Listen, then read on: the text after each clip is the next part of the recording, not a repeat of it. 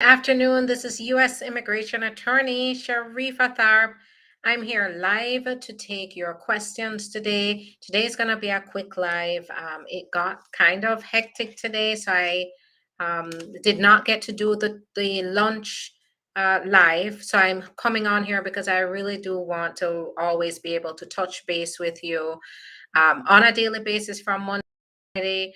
So even though it won't be that long, I still want to make sure I show up. So today I want to talk about getting an RFE in your VAWA petition. Now, for my new friends who have just joined me, you may not know what VAWA is. So VAWA is a law called Violence Against Women Act. One thing I'm going to stress here, it has women in there. It's not only for women, it's for everybody, right? But what it is there for is if you have been mistreated by a U.S. citizen or legal permanent resident, spouse, a parent, or a citizen son or daughter, you can, and a spouse, parent, or a U.S. citizen, it's a permanent resident or legal permanent resident or citizen, spouse or parent, or a citizen son or daughter who's age 21 and up, right? So to qualify for VAWA, you have to fall within those general categories. Now, parent covers step parents and adoptive parents. Spouse covers common law, meaning you weren't married the traditional way, but where you live, it is accepted as a marriage. So it's covered as well. For the adult son or daughter, it can include step adult citizen children and adopted citizen children. So it includes all of those qualifying relatives here. Now, once we determine you qualify, the next thing is apply right now. Many of these categories are able to apply for their work permit, which we're talking a lot about work permits now. And then not only the work permit, but the green card. So first you start off with the VAWA petition being approved, you get your work permit for 2 years, and then they jump straight into moving on to process your green card application. You submit it if there is something missing that they need to make a final decision or to give you the prima facie determination notice, they're going to send you a request for evidence. So usually, say you filed it, but you forgot to put your evidence of good moral character or evidence that you and your spouse live together. They're going to send you a 1-page request for evidence, and they're going to check all the boxes that they believe you qualify for, and then they're going to leave off the ones that they want you to send back evidence regarding. Now, when you get this, take a breath. I know it's nerve-wracking to see a request for evidence, but it does not mean you are starting off on the wrong foot. So sometimes with deadlines, for example, with deadlines with us, if there's a deadline, if the deadline is next week, we file it so that it's accepted. And then we start to follow up with evidence. Right. So that's really when we're on a tight deadline, and what matters is that you beat the deadline. So in a case like that, you are going to get a request for evidence. It doesn't mean that you'll be denied or you are going to be denied or you're starting off on the wrong foot. It's just a matter of responding to the request for evidence and sending in what will satisfy their request. So if you get a request for evidence, take a breath, don't panic, review it. Now, we do that for our clients, of course. So when we get a request for evidence, we're very experienced with this. So we don't panic, of course, and we are prepared to tackle whatever is in the request for evidence. But I know for the average person, it can be nerve-wracking, especially when they're throwing out legal jargon and you don't know what they're referring to. So that's where we come in, and that's where representation matters. But take a breath, review. And even if in the moment you're reviewing it, feel like you have the evidence necessary. Sometimes you may not have the evidence, but it's a matter of pointing out that you may not need the evidence, or as a matter of law, you can provide alternative evidence. So once again, that's where experience and representation matters here. So with the request for evidence, when we're talking about VAWA, there are certain criteria that they're looking for. They're looking that you enter evidence of good faith marriage, or that there is a qualifying relationship, like family relationship. They're looking for whether you lived with they're also looking for evidence of your good moral character. So if you can't meet those requirements, you're going to get a request for evidence for one of those. And depending, the kind of evidence is going to depend on your particular circumstances, of course. Now, but it's going to differ. Now, that's usually the initial request for evidence with VAWA cases. Even after a prima facie, you could get a more detailed request for evidence if an officer sifts through your file in detail, and now they're looking at your declaration, they're looking at your evidence, and they have additional questions. They can send you a more individualized, more detailed request for evidence.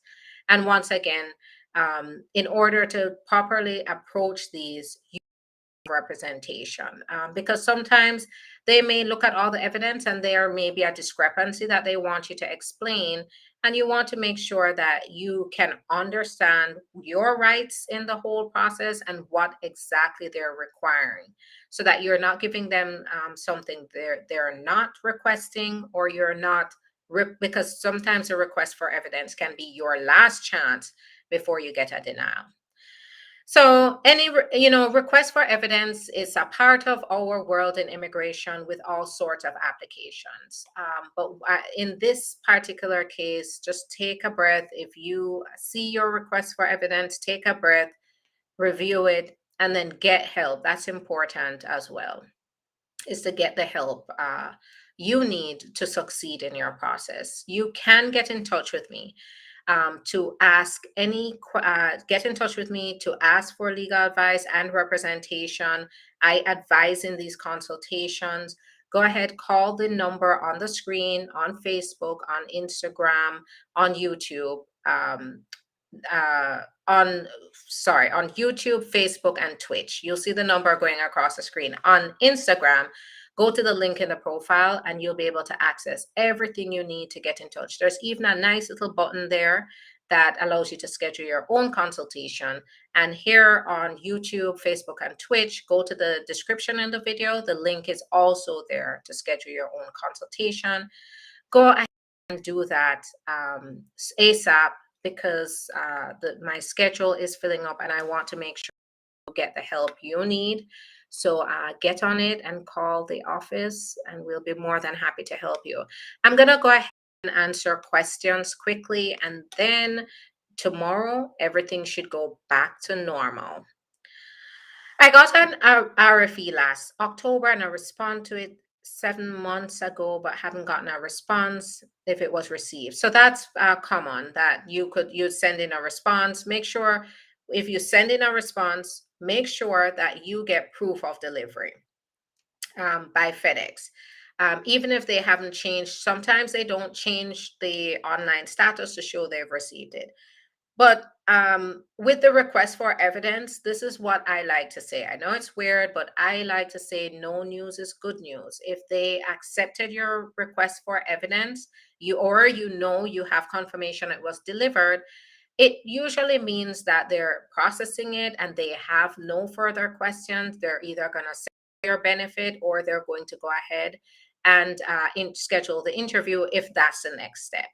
So, sometimes with the request for evidence, no news may be good news. It means they're not going to write you back and say, you're never going to see a letter in the mail saying, hi, we received your request for evidence and we think it was great.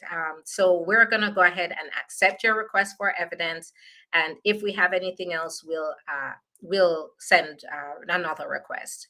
You're not going to get that nice little letter. The most you'll get is on your online status, you'll get something saying, we have received your response to the request for evidence, and at this time, we don't need anything further. But if you don't see that, you've gotten confirmation it was delivered, you should just, if you have any doubts, call them, of course, but it really is a waiting game from there. Can I go to Florida for a 4-day vacation without being detained? So my short answer would be right now, we have different organizations that are issuing travel advisories for Florida because of the law in place. Is that this law represents a law, an elevated anti-immigrant stance in Florida, and of course, you have the supporters of that. So generally, it's we're seeing suggestions about warning immigrants about coming here to Florida. However, being detained just for coming for vacation, being detained is unlikely unless you're wanted by ICE. The risk is never zero, but unless you're wanted by ICE or wanted by police, the risk is low that you will be detained just for not having your status here in Florida, right? But I don't know what your situation is. A huge part of it is going to be understanding your situation too. But generally speaking, you don't have a criminal background or you don't have anything going on right now, wanted by ICE, you're law abiding, then it's highly unlikely you're going to be detained. Hi there. Hi there, Sudhir. It's nice to see you. Or Joey, it's nice to see you. Hi there, Eva Fresh. Nice to see you. All right. With the new Florida, I guess the new Florida laws, it's safe for undocumented immigrants to fly domestic. So if you're flying into Florida domestically, it should be fine. Keep in mind the risk is never zero. It just depends on what's in your background and what's going on. Are you wanted? Does ICE want you? Do you have a deportation order? Some people walk around and they don't even know they have a deportation order.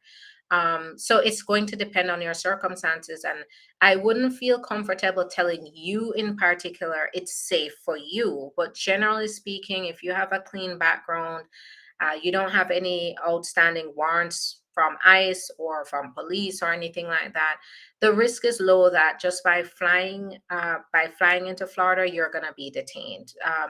Remember that they have TSA and they have TSA and they have CBP at the airport, but these are federal agencies. They're not enforcing state laws, so they're not waiting till your identification and then to grab you at the airport.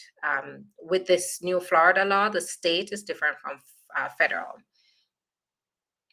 I was wondering what was wrong with you today. Oh, yes, sometimes it gets busy and I have to pick and choose what I'm going to do in the moment. So that moment came up, but I made sure that I still showed up for you because I want to make sure that I answer these questions. If I file my divorce papers and the clerk is saying that they are without a magistrate at the moment and it's past 1 to 2 months, can my cause be transferred to a different court? So I'm not a divorce attorney, so I wouldn't be able to advise on that. So please explain the L1 visa. So the L1 visa is for certain employees like managers, executives, or employees with special knowledge that want to transfer to the United States to work in the United States for a company. The company usually maybe the company in the US is a subsidiary of the company they've been working for outside of the United States. You usually have to be working for a certain number of years, 2 years, and hold evidence that you are an executive, you're a manager, or you are an employee with special knowledge to justify getting the L1 visa. You do come to the United States on the L1, it is a dual intent visa, which means that you can stay here while your status is current and apply for permanent residence. Of course, the company has to do that. You have to show that you qualify in some other way. For example, if you qualify for a national interest waiver, then you would be able to get your permanent residence through that L1 visa. That in a nutshell is the L1 visa. So if you're working for a company that has a subsidiary or has a branch here in the United States, you've been working as a manager, executive, or you're an employee with special knowledge, you're outside of this, and you want to now transfer into the US, it's going to be this L1.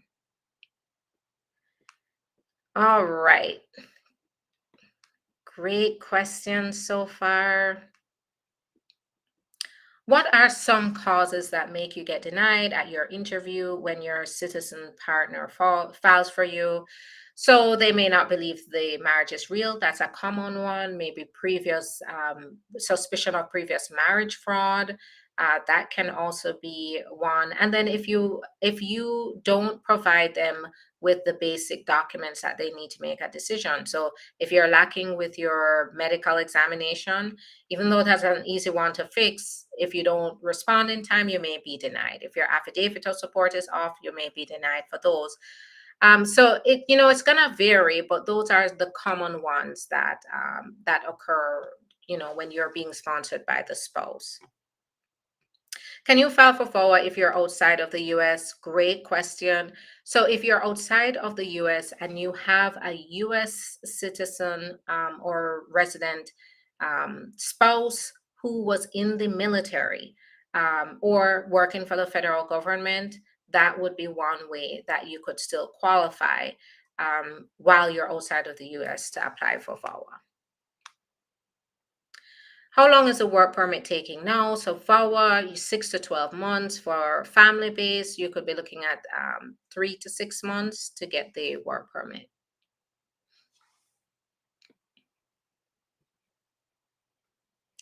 All right, so that's going to be it for me today. I will be back tomorrow as usual at around noon, around lunchtime, to talk about a topic and then to also take your questions. Your questions can be anything that's immigration related, so don't hesitate to hop on here and ask your questions. I would be happy to answer any immigration related questions that you have. Now, remember that this is not personalized legal advice. And so if you want personalized legal advice, that is where it's very important to schedule a consultation that's more personal, that where I can get your facts and jump into what you personally qualify or what kind of advice you need to move forward with. Thanks so much, Shervon. Have a great day as well. All right. So thanks, everyone. Have a good day. I will talk to you tomorrow at lunchtime. Bye bye.